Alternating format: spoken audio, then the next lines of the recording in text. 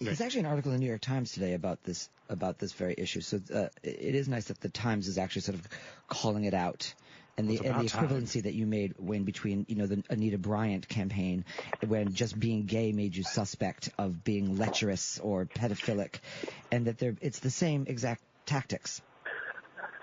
Yeah, Frank Bruni had a good column on that in the New York Times today. And, exactly. That was exactly what he was saying. He was saying that he used to be viewed as a pedophile simply for being gay, and he would keep his distance between himself and young boys, even if they were relatives, for fear of arousing suspicion because of the bigotry. And we're seeing the same type of misinformation again. But that's what our opponents do, and they cloak themselves in morality and piety, and they're the least moral, least pious people on earth. I also think one of the issues is that I think they believe it. I mean, they're liars for the Lord. They're it's despicable what they do.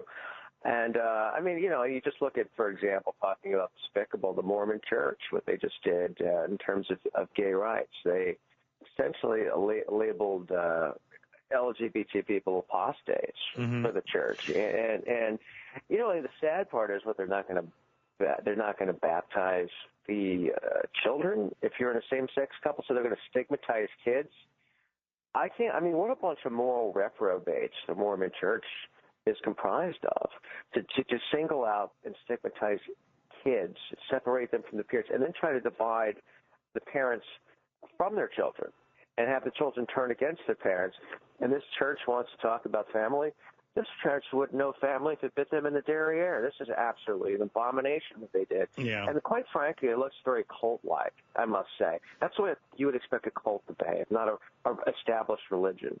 Yeah, it's a little the limitation that they have. You have to be over 18. You have to leave your family if you are raised by same-sex couple. Like it's very, it is vindictive. Yeah, it's vindictive. It is very vindictive.